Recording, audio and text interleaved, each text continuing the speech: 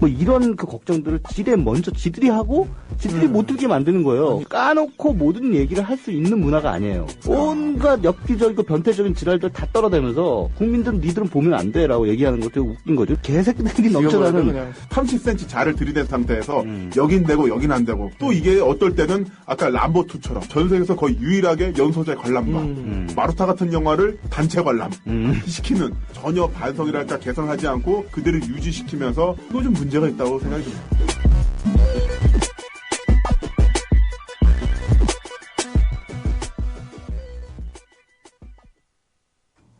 최광의 김남훈의 네이키드 톡. 톡 털어독톡 톡톡.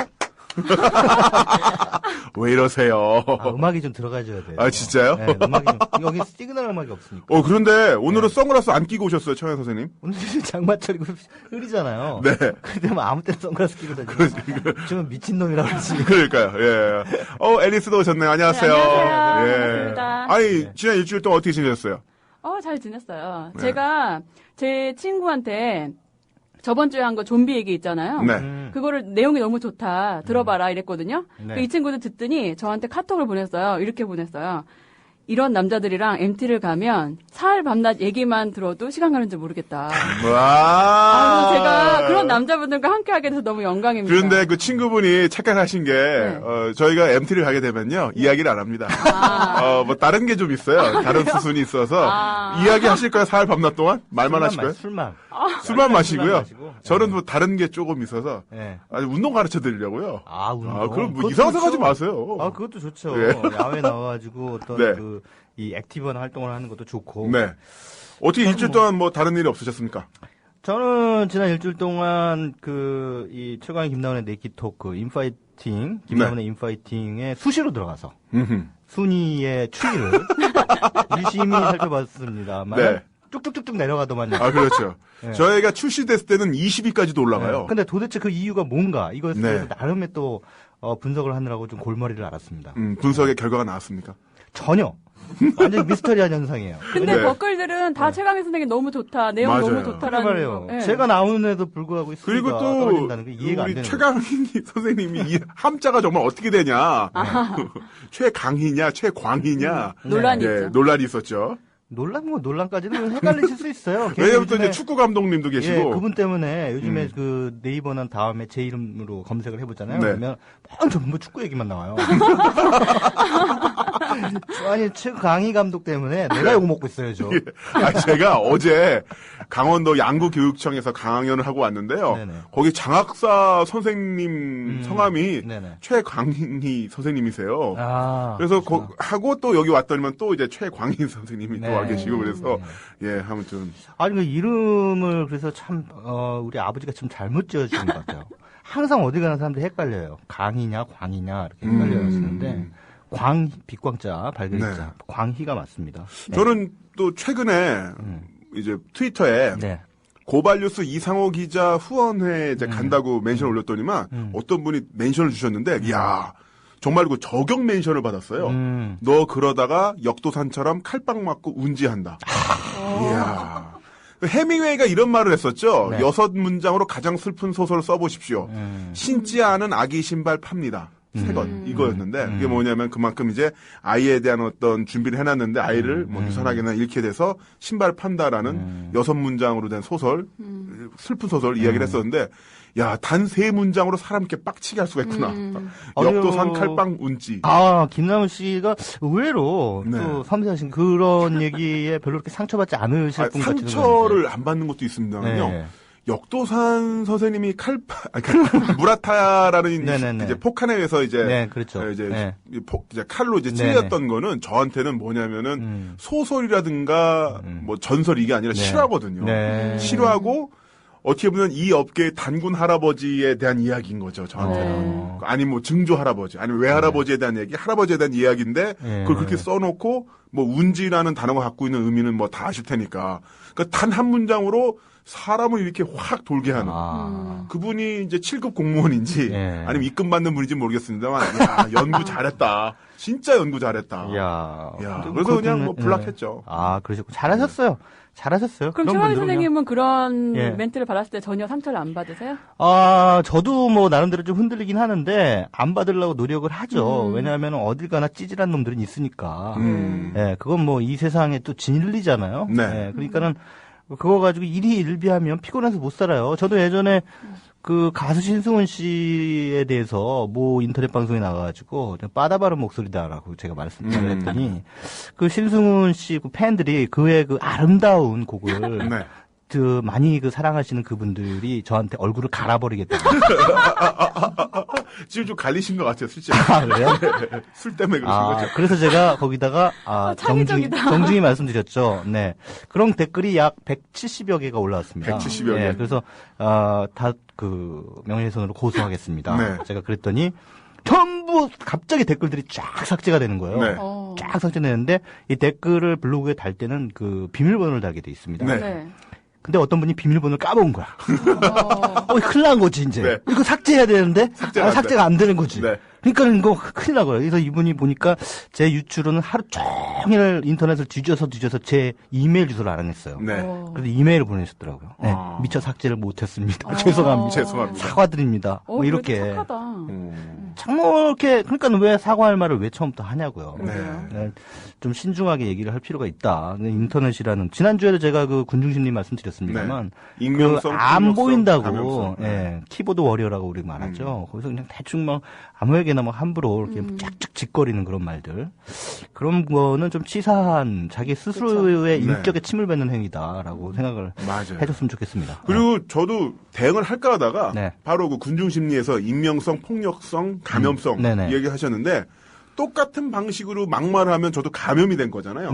저도 또 좀비가 되는 거고 어떻게 본다면 트위터를 이용해서 내가 좋은 사람들과 이야기를 나누고 어떤 가치를 이야기하고 아니면 뭐 나 이거 맛있는 거 먹었는데 부럽지. 제가 주로 만화가 강풀이랑 그러고 노는데 네. 그런 어떤 그 나름 커뮤니케이션의 장이 그냥 더럽혀지는 거잖아요. 네. 그런 생각이 들어서 그냥 차단했는데 정말 이런 부분에 대해서 야 정말 작전 잘 짰다 이런 생각 들더라고요. 예전에 그러게요. 국정원 댓글도 보면은 어떤 분들이 그랬잖아요. 이건 그 저강도 수준의 내란이다. 내란은 뭐다. 국민들을 분열시키는 거다라고 얘기를 했는데 사실 유고슬라비아나 그런 데서도 그런 어떤 심리 부대가 있었고 그런 작전들이 성공을 해서 결국 같은 고등학교, 중학교를 다녔던 그부들끼리 서로 강간하고 집단 학살하는 그런 상황이 벌어졌었거든요. 네. 왜냐면 서로 간에 이제 뭐랄까요 존엄을 다 잃어버리게 된 상황이 됐으니까 네. 그런 생각이 들었는데 아무튼 조심해야겠습니다. 좀비가 네. 되지 않도록 그러게요. 네. 감염되지 않도록. 감염되지 않도록.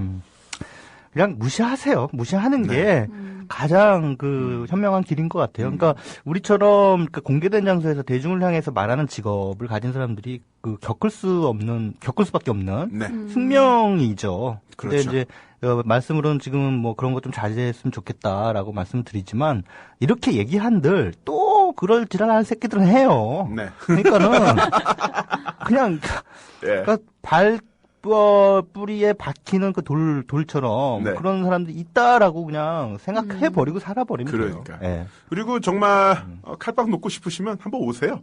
금요일날.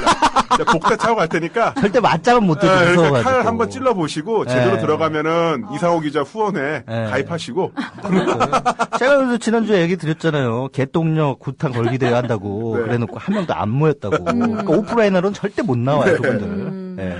자 이렇게 근황 토크로 또 한번 해봤고요. 네네. 아 정말 많은 일들이 있었군요. 자 근데 선생님 오늘 또 주제가 아주 화끈한 주제를 또 준비하셨다고요. 네, 지난주에 저희가 그 청취자 여러분께 주제를 좀 이렇게 네. 제안을 해 주십사 이렇게 부탁을 제가 방송을 하면서 했잖아요. 한 놈도 아닙니다. 죄송합니다. 청취자 여러분께 여기 댓글 올려주세요. 댓글 올려주세요. 제대로 예. 된 어떤 제안을 앞으로 5분 동안 허용합니다. 그래서 그 중에 좀 고르지 못하고 조금 늦은 감은 있습니다만은 그 6월이 이제 끝났잖아요. 네. 그래서 7월로 접어들어서 이제 상반기를 결산할 때가 돼서 또 제가 이제 직업이 영화 평론가니까 오늘 이 시간은 이제 상반기 영화계를 좀 분석은 아니고 결산. 예, 결산을 해보는데 보통들 결산을 할 때 많은 방송 프로그램이나 영화 프로그램이나 뭐 신문들 뭐 이럴 때 이제 주로 최고는 많이 뽑아요. 베스트. 최고. 그리고 우리가 보면은 뭐 영화상도 막 주고 그러잖아요. 네. 네. 그러니까 칭찬하는 건 아주 익숙해져 있어요. 하지만 최악은 안 뽑아요. 절대로. 네, 왜냐하면 우리 한국 사회가 워낙 좁은 사회다 보니까 누군가를 씹으면요. 그렇죠. 반드시 보복이 돌아옵니다. 바로 등에 칼을 꽂죠. 예. 그래서 무서우니까 일단 그 나쁜 소리를 잘 안 해요. 우리 방송 보면은 전부 그 어디 게스트로 나왔을 때 야 너 오늘 왜 너 뭐가 문제다라고 해서 바로 앞에서 비판하는 경우가 거의 없잖아요. 토론 프로그램 빼놓고. 그렇죠. 서로 뭐 칭찬해주고 서로 발라주고. 네, 이런 그 문화잖아요. 네. 그런데 우리 좀 솔직해지자. 최악의 영화도 있고 최악의 배우도 있지 않느냐. 네네. 그래서 그런 측면에서 올 상반기를 좀 솔직하게 결산해보자. 네. 네, 이런 게 이제 오늘 코너의 컨셉이 되겠습니다. 이야, 네. 기대가 됩니다. 네, 그럼 우리끼리 한번 뽑아보고요. 네. 청취자 여러분들도 또 기탄 없이 제가 오늘 내가 올 상반기에 본 이 영화 중에 난 이 영화가 최악이었다. 이 영화가 최고였다. 네. 또 이 배우가 최고였다. 아니면 최악이었다. 이런 식으로 게시판에 좀 이렇게 댓글 좀 올려주시면 저희랑 같이 공유하면서 얘기를 나눴으면 좋겠습니다. 근데 사실 최강희 씨가 선정하신 최악의 영화는 네. 트위터 팔로우라면 네. 이미 뭐 눈치를 챌 것 같긴 합니다만은 네. 제가 미리 조금 정리를 해봤는데요. 일단은 뭐 서로 이제 최고의 영화 패를 네. 카드를 한 번씩 딱 뽑아보죠. 최고의 영화. 네, 최고의 영화, 상반기 최고의 영화. 저는 오멸 감독의 짓을 네. 끝나지 않은 세월 2라고 하는 부제가 붙어 있어요. 그 제주 4.3 항쟁을 다룬 영화인데요. 그 영화를 올 상반기에 나온 최고의 영화로 꼽습니다. 물론 독립영화라서 굉장히 많은 관객을 불러 모으진 못했습니다만 그래도 한국 독립영화로서 10만 명 이상의 관객을 불러 모았다는 건 대단히 기적적인 상황이거든요. 기적이죠. 네. 그리고 또 굉장히 또 특이한 게 이 영화는 제주 4.3 항쟁을 다뤘기 때문에 제주도에서 먼저 개봉을 했습니다. 그래서 제주 관객들에게 먼저 보여줬는데 네. 제주도에서만 10,000명 이상의 관객이 들었습니다. 네, 굉장히 많은 그 관객이 들었고 그 다음에 이제 전국적으로 확대 개봉하는 그런 그 양상을 보여줬죠. 짓을 끝나지 않은 세월 2는 이 한국 현대사의 비극 가운데 우리에게 아직까지도 그 상흔이 남아 있는. 지금도 뭐 그거와 관련해서 논쟁들이 많잖아요. 사실 뭐 그냥 어떻게 보면은 그 공산주의자들에 대한 어떤 그 뭐랄까 진압 작전이었다. 아니면 민간인 학살이 있었다. 없었다. 뭐 이런 또 거기에 미군이 개입이 돼 있었다.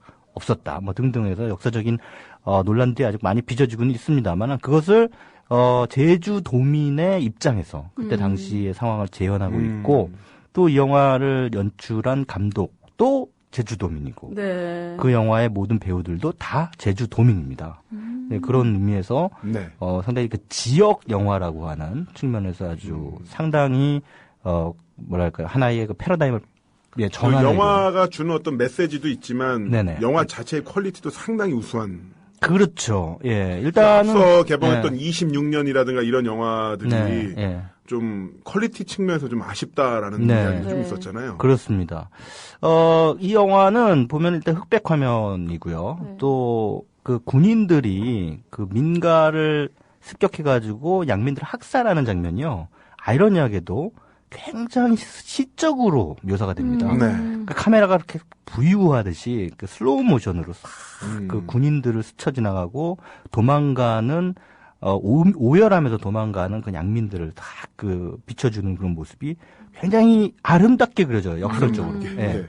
그런 그 아름다움을 통해서 당시에 그 피비린내 나던 어떤 비극의 현장을 뭔가 그 냄새를 이렇게 관객들한테 이렇게 느끼게끔 해주는 그런 연출이 상당히 그 특이하면서도 오히려 역사적인 상처에 대해서도 우리가 각인할 수 있게끔 도와주는 그런 영화라고 할 수 있겠습니다. 게다가 또 그 동굴로 그 숨어들은 양민들이 이렇게 서로 나누는 대화가 우리가 그 전혀 알아들을 수 없는 제주도 방언으로 이제 나오는데 그들이 나누는 대화가 굉장히 오늘 죽느냐 내일 죽느냐 뭐 이 생사의 기로에 서 있는 사람들이 나누는 대화치고는 상당히 일상적인 대화들을 나눠요. 그러니까 뭐 누구네 돼지가 뭐 밥을 굶었는데 가서 내려가서 밥을 줘야 된다고 누가 얘기를 하니까 아 지금 미쳤냐고 지금 어느 때인데 그런 걸 내려가냐고 막 이러면서 뭐 감자 남은 거 없으면 감자가 지슬이에요. 제주도 방언으로 뭐 그런 그들의 일상적인 대화들을 통해서 아니 저렇게 평범한 사람들이 저렇게 착한 사람들이 왜 빨갱이로 몰려서 총을 맞아서 죽었어야 됐는가 그때 상황에 라고 하는 어떤 BM이랄까요? 그런 것이 이 지슬이라는 영화에 있죠. 그래서 썬댄스 영화제에서 심사위원 대상을 받은 네, 작품이기도 하고 독립영화하면서도 한국 그 영화의 우수성을 올 상반기에 제대로 증명한 영화 지슬 끝나지 않은 세월 2 아직 못 보신 분들이라면 지금이라도 좀 챙겨보시기 바라겠고요. 김남훈 씨는 어떤 영화 최고로 뽑습니까? 저는 올해 본 한국 영화 중에서 제일 그냥 재밌었던 영화 네네. 제가 보기에는 가장 좋았던 영화는 그 신세계. 아무래도 제가 이런 좀 바이올런스, 폭력, 조직 폭력 이런 장르를 굉장히 좋아하는데 사실 지금까지 한국 영화에서 나왔던 그 조폭의 모습이라는 것은 네. 물론 친구라든가 몇몇 영화에서 현실적인 모습을 그리기도 했었습니다만은 특히나 드라마 속의 TV 조폭은 너무 좀 촌스러웠어요.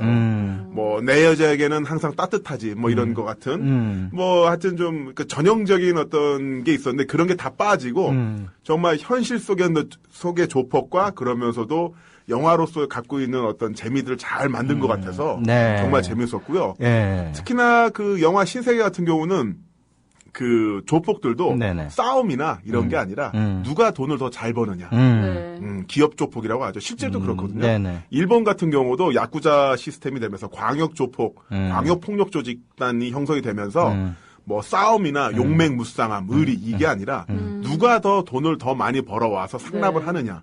이게 바로 그 야쿠자의 가장 어떤 능력 파라미터가 되는데 그런 부분들이 실제 어떤 우리의 어떤 사회생활도 그대로 보여주면서 뭐 여기에 뭐 음모, 뭐 배신 이런 것도 들어가면서 네. 정말 재밌게 봤어요, 진짜. 조폭들의 세계에 푹 빙이 될 수밖에 없었던 어떤 개인사적인 뭐 경험 그것도 좀 있었죠. 예. 그래서 또 보여줬던 그 모습들이 굉장히 뭐랄까요?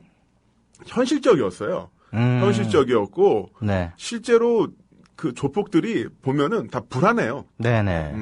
그 하는 일이 거의 없어요. 실제로는. 그렇죠. 되게 잘하시네요. 비상 사태에서 약간 움직이기 위한 잉여 전력으로서만 있을 뿐이지 돈 버는 사람 따로 있고 노는 애들 따로 있고 칼잡이 다 따로 있거든요. 네. 우리가 알고 있는 그 일반적인 뭐 조폭, 문빵 이런 애들은 사실 그냥 맨 밑에 적이고 실제로 그 위에서 움직이는 저기들은 그런 어떤 경제적인 문제, 법적인 문제 이런 것들을 항상 골머리를 네. 쌓고 이제 항상 저기를 하는데 그런 부분이 참 표출이 잘 된 것 같아요. 묘하게 잘 묘사됐다. 예, 그러면서도 영화가 갖고 있는 어떤 그런 재미들도 잘 묘사가 되고. 야, 좀, 뭐, 조폭들의 세계에서 완전히 바삭하시네.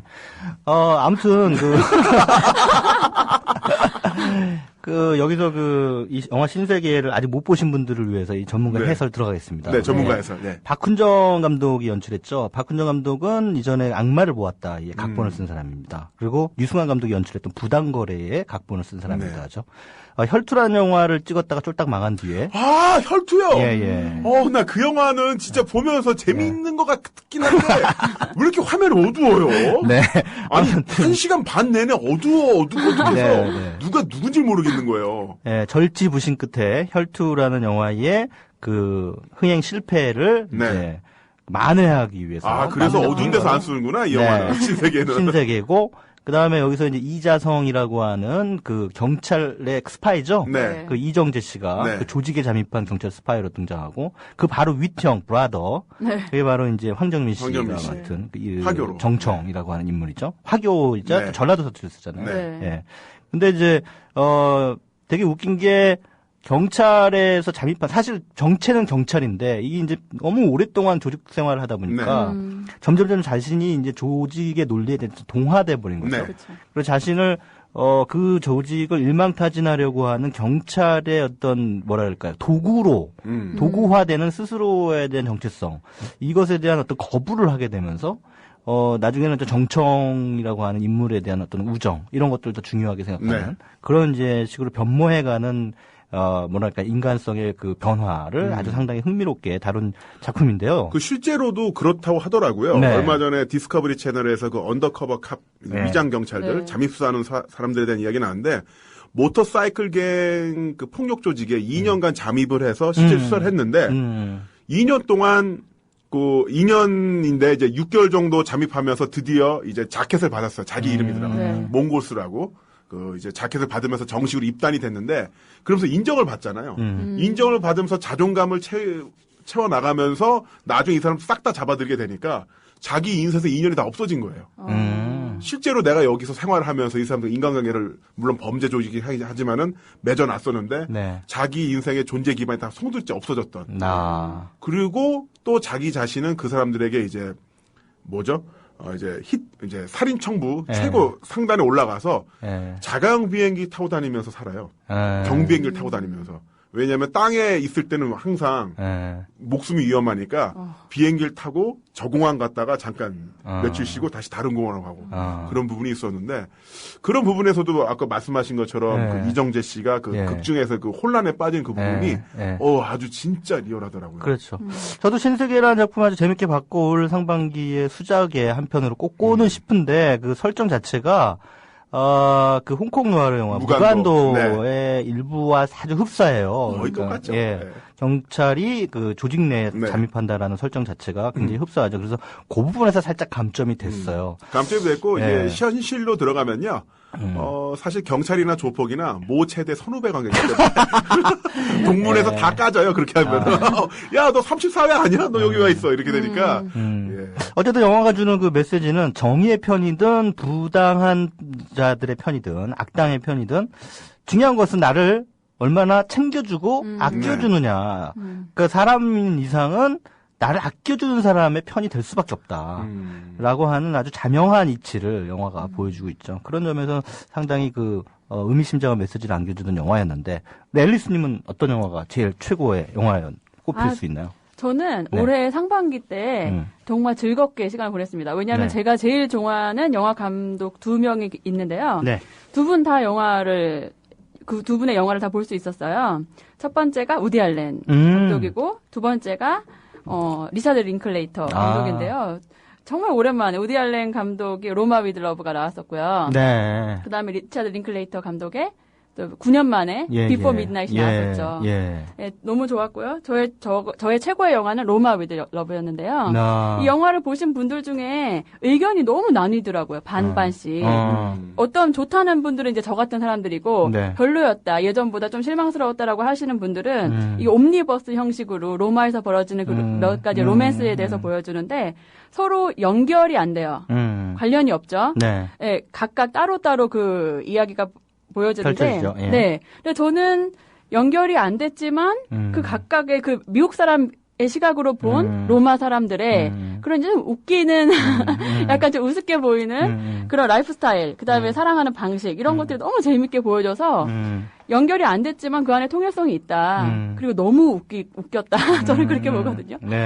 어떻게 보셨나요, 최강희 선생님은? 저도 뭐 외화까지 다 포함한다면은 사실 로마 위드 러브를 상반기 최고 영화로 꼽고 싶었어요. 정말로요? 하지만 제가 한국 영화로 국한해서 말씀드리다 보니까 지슬이라는 영화를 뽑았는데 저도 우디 알렌 감독 굉장히 좋아하고요. 저는 정말 좋아해요. 그리고 로마 위드 러브 보고 제가 바로 그 항공사 인터넷 사이트에 접속해가지고요. 로마의 항공권을 끊어버렸어요. 그 영화를 보고. 제가 얼마나 그 영화에 매료됐으면. 그래서 제가 9월 말에 로마 가잖아요. 그 영화 때문에. 9박 10일. 뭐 하시게요? 예? 가서 뭐 하시게요? 사랑에 빠져야죠.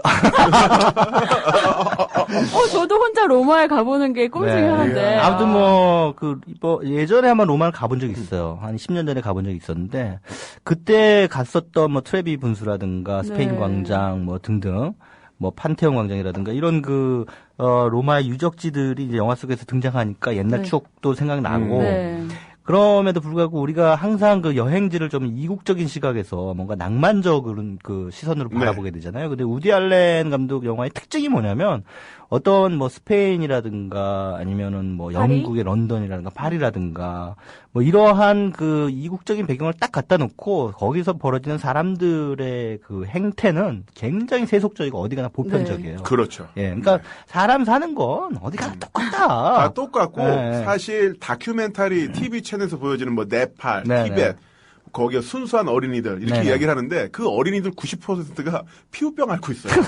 왜냐면은 그 화장실을 갈 때 밤에 나가면 전기 없을 때 굉장히 위험해요. 비탈길이 있고. 그러니까 그냥 길에서 그냥 싸거든요.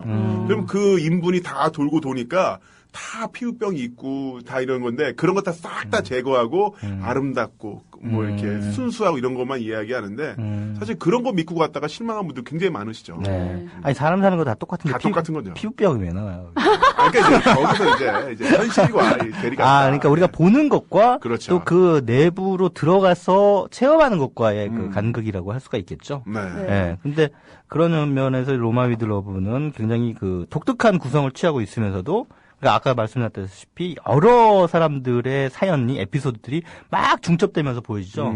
그러면서 그 우디 알렌도 그 영화 속에 등장하고요. 네. 아주 귀여운 어떤 그 코믹함 유머를 관객들에게 선사하면서도 보편적인 성찰, 네. 인간성에 대한 그런 인간이 피해갈 수 없는 세속성 네. 이런 것들을 아주 정말 경쾌하고 유쾌하게 잘 보여줬던 작품입니다. 네, 네. 조금 특이했던 게 네. 진짜 로마 사람들, 진짜 이탈리안 사람들의 그 사랑하는 방식이나 라이프 스타일이라기보다는 미국 사람 관점에서 본 그들의 라이프 스타일을 보여줘서 너무 웃긴 거예요, 그게. 그 대사도 막, 축하하자. 이제 피자를 먹을 시간이야. 뭐 이런 대사가 있었어요. 네네. 그 특별한 날에 그 사람들이 다 피자를 먹을 거라는 생각. 그러면서 되게 저는 그런 사소한 것들이 너무 재밌더라고요. 그러니까 송탄 사람은 특별한 날에 부대찌개를 먹겠군. 뭐 네. 이런 식으로. 그런 대사가 일부러 이렇게 했구나. 비꼬면서. 네. 예. 거기서 어떤 장면이 나오냐면은 우디 알렌이 이제 자기 딸이 그 이탈리아 남자하고 눈이 맞아가지고 이제 결혼하겠다 그래가지고 이제 그러면 사회일까 한번 보자 그래가지고 이제 이탈리아로 와요. 근데 우디 알렌이 오페라 기획자였거든요, 전직. 근데 아직 자존심은 남아가지고 자기가 한때 잘 나갔다라는 것을 어디 가나 항상 자랑하죠.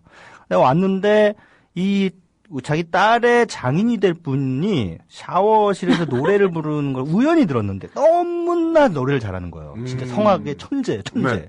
당신 천재다 하면서 여기서 바로 미국인의 기질이 드러나죠. 바로 뭐냐. 모든 것을 비즈니스화하는 거예요. 그러니까 당신을 당장 지금 내가 픽업해가지고 바로 내가 에이전트를 해줄 테니까. 음반을 내자. 네, 음반을 내자. 음반 내자.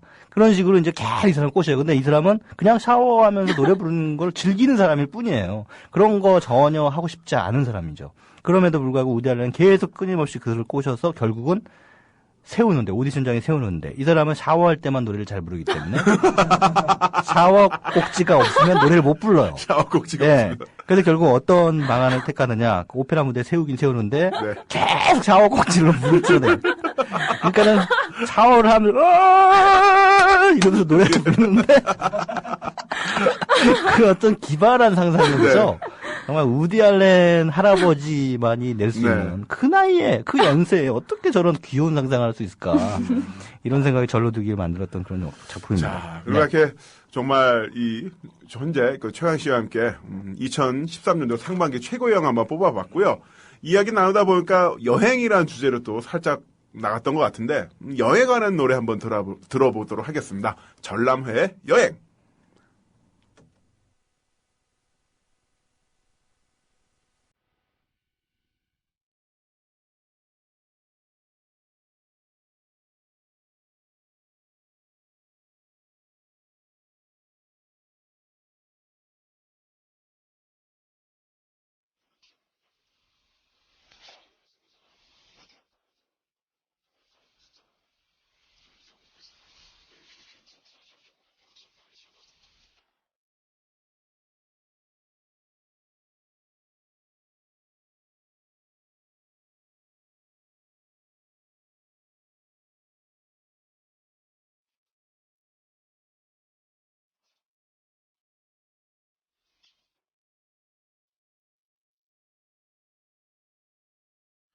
네. 여행. 정말 여행 분위기가 나는 그런 노래였고요. 청취자 게시판 살펴보니까 마흔동자님이 아주 중요한 내용을 올려주셨습니다. 남은 형님, 방금 조합원 가입했습니다. 올바른 행동을 하신 겁니다. 마흔동자님. 자, 그리고 코코제주님께서는요, 지슬에 대해서 올려주셨어요. 아주 길게 올려주셨는데, 지슬 영화를 제주에서 보면서 혼자 멍했던 것은 관객 중에 60대 이상의 어르신들이 많았어요. 끝나고 몸 불편하신 할아버지를 부축해 드렸는데요. 저거 화면이 껌껌해서 배질 않어. 얼마나 잔혹했는디. 그런 거 잘 나오지도 않네. 그랬더니 아드님이 돈 없어서 그래요. 독립영화로 만든 거래요. 4.3 이야기를 영화로 만들어서 외국에서 상 받아서 우리도 볼 수 있는 거예요라고 말씀하시던 모습은 안타까움과 아쉬움이 직접 섞이면서 정말 정 멍했어요라고 올려주셨네요. 네. 그러면서 근데 그 어르신들은 왜 1번을 찍었을까요? 왜 그랬을까요? 궁금합니다. 역사의 아이러니죠. 네. 이제 부모님 잃었다고 불쌍하다고 네. 표 찍어주시는 분들이 많다고 하시는데 와. 뭐 이해는 합니다. 네. 네. 자, 궁금해요님은 여기에 사진 어떻게 올려요? 어떻게 올리죠? 그냥 올리면 되나요? 밑에 댓글이 달렸는데요. 또 뭐라고요? 사용자 패스워드 옆에 이미지 첨부 클릭하시면 되는데. 예, 그렇게 하면 된다고 합니다. 예, 사진을 올려주시고요. 자, 이렇게 해서 그 최고요 2013년 상반기 최고 영화를 살펴봤는데 네. 이제 최악의 영화도 살펴보는 건가요? 최악으로 가야죠, 이제. 최악으로. 네. 과감하게 최악으로 갑시다. 최강희 씨의 열혈 트위터 팔로우라고 한다면 네네. 뭐 이미 몇 개 영화가 벌써 쑥쑥 지나가는데요. 짐작이 돼요. 그렇죠. 저도 근데 굉장히 고심을 많이 했습니다. 예. 두 편의 영화 때문에 고심을 했어요. 그렇죠. 네. 숫자 들어간 영화와 네. 인기 남자 배우 나오는 네, 영화. 네. 올 상반기에 최고 흥행 기록을 세운 7번 방의 선물. 네. 7번 방의 선물이 하나의 후보였고요. 네. 그다음에 이제 지금 한창 흥행 가도를 달리고 있죠. 600만 명을 넘어서 700만 명을 향해서. 진짜 700만 명까지 네, 했어요? 네. 대한민국 인구 4,800만 명인데. 그렇죠. 네. 그 중에서 이제 그 극장 관람 가능 인구를 따지면 더욱 좁아져요. 네. 네. 거의 다 봤다는 얘기죠. 그렇죠. 1000만 명이 넘으면은 대충 우리나라 사람들 다 봤다. 이렇게 보시면 돼요. 극장 가실 만한 분들, 저기 두메산골 사시는 분들은 못 가잖아요. 네. 근데 그런 분들 다 제외하고 또 어린아이들 제외하고 또 아주 나이 많으신 고령자들 제외하고 빼면은 웬만한 성인들은 다 봤다. 1000만 명 넘어가면. 그렇게 이제 보시면 되는데, 아무튼 그 은밀하게 위대하게. 이 두 작품이 저한테는 굉장히 그 고민을 많이 안겨줬습니다. 네. 7번 방의 선물로 갈 것이냐, 은밀하게 위대하게를 갈 것이냐. 어떤 작품이 최악의 작품을 갈 것이냐. 네. 사실 네. 웬만한 영화 평론가들은 이런 거 선정을 잘 안 하시는데. 그렇죠. 안 하죠. 최고만 왜냐면 선정하고 최악은 잘 안 하잖아요. 하더라도 그렇죠. 잡지에서 그 단신으로 4줄짜리로 네네. 이렇게 하시는 그렇죠. 건데. 최악을 선정하면 일단 구설수에 올라요. 구설수에 오르면 먹거리에 지장이 생깁니다. 그러니까는 잘 안 하죠. 그리고 우리나라 사람들 어디 가서 구설수 오르는 거 싫어하잖아요. 네. 그런데 뭐 아시다시피 김남훈 씨도 절 잘 아시다시피 저는 구설수 오르는 거 좋아해요. 아, 정말요? 네, 구설수 오르는 거 좋아하고 또 먹거리에 지장이 없어요. 잃을 게 없어요. 네, 잃을 게 그렇기 없으시구나. 때문에 예. 요즘 기업 강사로 아주 활발한 활동을. 네. 인기 강사세요, 스타 강사. 네. 그러니까 어느 정도 좀 이렇게 곳간에 좀 뭔가 뭘까 풍족한 그런 사람들이 할 말을 할 수 있는 거예요. 아, 그럼요. 네, 네. 그렇죠. 그러니까 제가 지금 그럴 수 있다는 얘기예요. 와우. 농담이지 마시죠. 지금 우리 최강희 씨 오신 비주얼을 보면은 찜질방에 계란 사 먹으러 가시는 동네 아저씨. 잃을 게 없기 때문에 더 이상 아무것도 잃을 게 없기 때문에 너무 없어서 네. 그냥 이렇게만 함부로 얘기해도 지난주보다 머리에 새치도 더 많아졌어요. 된다는 거예요. 그래서 두구두구두구 최악의 영화는 최악의 뭐냐? 영화. 네. 자, 2013년 상반기 최악의 영화. 영화평론가 최강희가 뽑은 2033, 발음도 안 되네. 두구두구두구두구. 13년 상반기 최악의 영화는 은밀하게 위대하게가 되겠습니다. 네. 축하드립니다. 부상은 없고요. 명예만 드리겠습니다. 최악의 영화로 뽑히셨습니다. 네. 자, 은밀하게 위대하게 말씀하신 것처럼 600만, 700만을 넘어서 1000만까지 가려고 하고 있는데 네네. 왜 최악의 영화로 선정하셨습니까? 사실은 그 영화적인 완성도는 그 7번 방의 선물하고 은밀하게 위대하게가 도끼 깨끼이에요. 둘 다 더럽게 못 만들었어요. 근데도 불구하고 제가 은밀하게 위대하게를 최악으로 꼽은 이유는 은밀하게 위대하게가 1000개 이상의 스크린을 장악했어요. 네. 뭐 아시다시피 개봉 당시에 1300개 이상의 스크린을 장악했어요. 스크린 독과점. 네. 그러니까 자기 영화 잘 되겠다고 다른 영화 밀어낸 장본인이에요. 네. 그게 얄미워서 최악으로 뽑은 거예요. 사실 이해가 되네요. 7번 방의 선물도 영화적인 그 완성도나 그런 측면에서 보면은 은밀하게 위대하게 하고 진짜 그 자웅을 그 어깨를 나란히 하는 최악의 네. 영화죠. 졸작이죠. 왜 사람들이 그래요. 아니 7번 방의 선물이 왜 졸작이라는 얘기냐. 그 감동 보면서 눈물도 나고 웃기도 저는 했는데. 그 지하철을 탔는데 고등학생들이 그런 얘기를 나누는 걸 들었습니다. 우연히. 7번 방의 선물 봤냐? 봤어. 어때? 물어보니까 졸라 웃기다. 졸라 슬퍼. 그러더라고요. 그게 끝이에요. 졸라 웃기다, 졸라 슬퍼. 그리고 끝이에요. 그러니까 영화가 딱 그거예요. 그냥 그러고 끝나는 거예요. 그러니까는 관객들이 울고 싶은데 빰 때려주는 영화인 네. 거죠. 그러니까 마침 그때가 저는 그렇게 생각해요. 7번 방의 선물이 흥행한 이유 가운데 하나가 중요하게 우리가 살펴봐야 될 것이 뭐냐면 대선 직후라는 거예요. 대선 직후. 네. 대선 직후에 울고 싶었던 사람들이 많았던 거예요. 네. 예. 그러니까 7번 방의 선물을 딱 들어갔는데 정말 말도 안 되는 이야기로, 그러니까 말도 안 되는 이야기가 뭐냐면 대한민국에서 그 지적 장애를 가진 사람이 경찰청장의 딸을 우연히 쫓아가다가 그 누명을 쓰고 살해 혐의를 받은 뒤에 교도소에 갇히고 네. 그 경찰청장 딸을 죽였다는 누명을 쓴 지적 장애인이 사형까지 당할 확률이 몇 %나 될까요? 정말 개연성 제로죠. 네. 예, 개연성 제로예요. 아무리 대한민국이 야만의 국가라고 우리가 부른다 할지라도 그 지적 장애인이라고 하는 부분은 분명히 정상 참작이 될 수 있는 네. 여지가 있고, 그 다음에 기본적으로 지난 몇십 년간, 십몇 년간 이 사형이 집행이 되지 않았습니다. 그렇죠. 하물며 지적 장애인을 사형한다는 거? 그거 어떻게 상상할 수 있겠어요? 근데 그럼에도 불구하고 그 영화가 그렇게 많은 관객들을 불러 모은 이유는 그런 억지 설정과 개연성 제로의 그 스토리라고 할지라도 정당한 약자가 부당한 강자에 의해서 핍박받는 스토리는 보편적인 감동을 주게 돼 있습니다. 네. 그 아주 짜릿한 자극을 관객들한테 딱 주면 관객들은 울게 돼 있어요. 근데 네. 그 우는 게 과연 슬퍼서 우는 것이냐를 따져봐야 돼요. 맞아요. 과연 관객들이 정말 슬퍼서 우는 것이냐. 그냥 네. 눈에다가 정말 안약 넣고 눈물 나게 네네. 듯한. 파블로프의 개 아시죠? 네. 그 행동심리학에서 아주 유명한 그 실험이죠. 네. 그 파블로프의 개한테 먹이를 줄 때마다 종을 땡땡땡땡 네. 울려요. 근데 어느 날은 먹이를 안 주고 종만 땡땡땡 울렸더니 개가 침을 흘리더라. 흘렸죠. 네. 배설물을 흘리더라. 그게 바로 자극 반응 이론이거든요. 네. 예, 스티뮬러스 리액션. SR 이론이에요.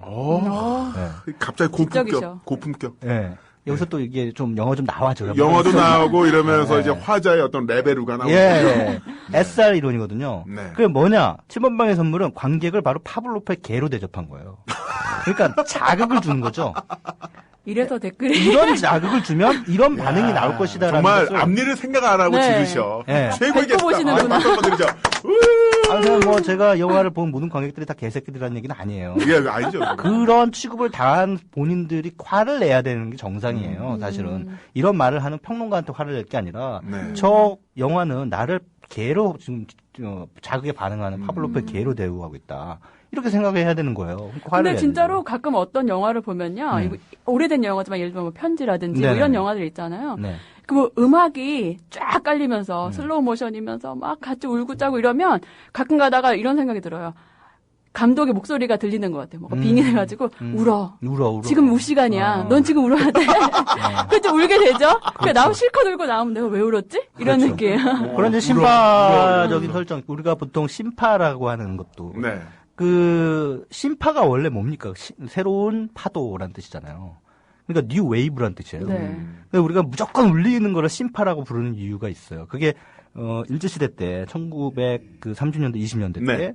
그 새로운 신문학으로서 아주 그 대중의 그 사전 한번 찾아보세요. 심파라고 뭐 포털 사이트 찾아보시면 그 20세기 초반에 대중을 자극하기 위해서 그들의 기호에 영합하는 저열한 문화 상품 이렇게 되어 있습니다. 그러니까 심파라는 것은 기본적으로 저열이라고 하는 것이 기본적으로 전제돼 있는 거죠. 그러니까 뭐냐면 관객들을 생각하는 사유의 주체로 대접을 하지 않는 거예요. 하지 않고. 네, 그러니까 생각할 이 여력을 이야기 주지 속에서, 않죠. 예, 이 이야기 속에서 정말 당신이 어떠한 감동을 한번 캐치해내서 그것을 한번 느껴봐라라고 하는 것.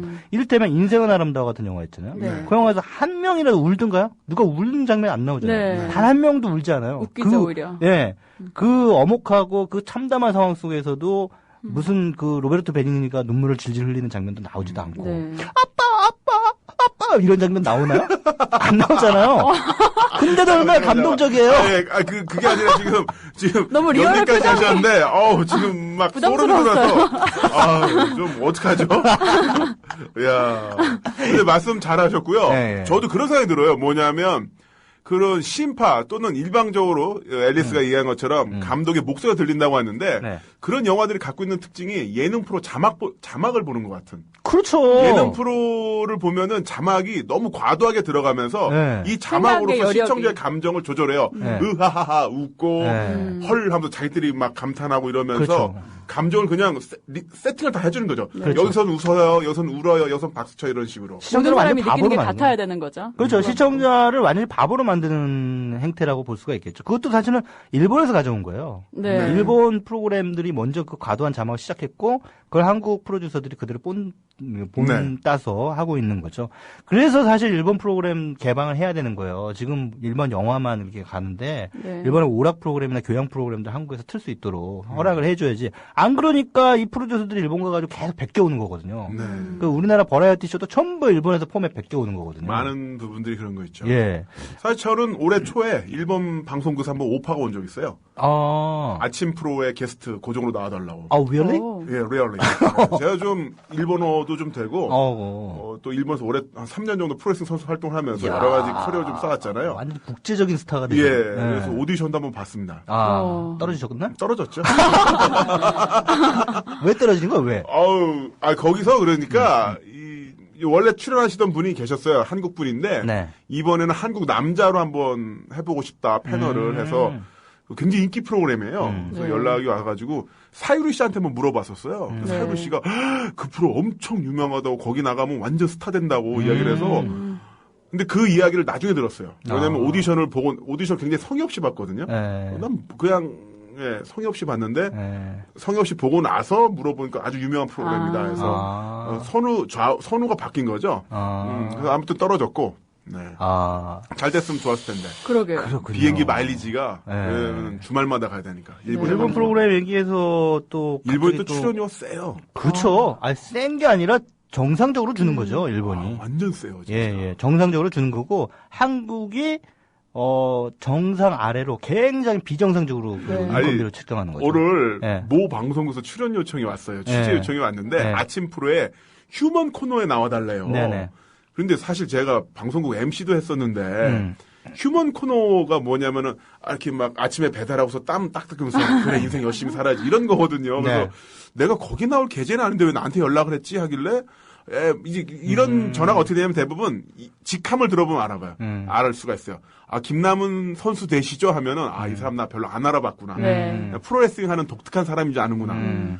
역시나 얘기하다 보니까 뭐 방송국인데 이야기하다가 출연료는 얼마죠? 여기선 갑자기 목소리가 확 내려가면서 저희가 외주 제작사라서요. 네. 출연료는 저희가 5만 원 드릴 수가 있는데요. 그렇죠. 이런 도둑놈들이 있어. 3일 촬영하면서 5만 원 준대. 3일에요? 3일을 완전히 도둑놈들이지. 그래가지고 이제 다른 이유 되면서 이제 고소하긴 했는데 와 진짜 골 때렸어요. 심하네요. 그 웃긴 게 뭐냐면 저도 이제 공중파 방송 특히 라디오 출연을 이제 몇 군데 하고 있습니다만 10년 전에 봤던 출연료 라디오 출연료하고요 지금하고 똑같아요. 네. 10년 동안 거기서 종사하는 그 PD나 기자들 그 정규직 직원들은 아마 인상이 꽤 됐을 거예요. 급여가 어느 정도 급여가 있는 물가 상승률에 대비해서. 네. 근데 우리 같은 출연자들의 인건비는 똑같아요. 네. 하나도 안 바뀌었어요. 물가 상승률 전혀 적용 안 됩니다. 네. 이런 전문가를 모시는데. 네. 그러니까 우리나라에서 그 방송국에서 인정해주는 사람들은 전문가가 아니에요. 전문가가 아니라 유명한 애들. 네. 그러니까 뭐 유명하면 일단 돈 많이 줘요. 네, 유명하면. 근데 뭐 이 사람이 어떤 전문적 콘텐츠를 가지고 있다. 그러면 전혀 그거에 대해서 그 값어치를 인정해 주지 않습니다. 국민TV가 빨리 현실화되겠습니다라고 지금 피디님이. 근데 국민TV 출연료는요, 일반 공중파 라디오에 비해서 또 그렇게 약한 거 아니고, KBS보단 더 줘요. 얘기하면. 네네. KBS가 6만 원 주니까. 그러네? 네. KBS에서 더 많이 줘요, 여기가. 근데 말을 많이 하잖아, 대신 여기는. 대신 하고 하게 해드리잖아요. 그건 뭐야, 그게. 뭐, 어쨌든, 네, 좋습니다. 네. 근데 3분 안에 또 이제 정리해 주시죠.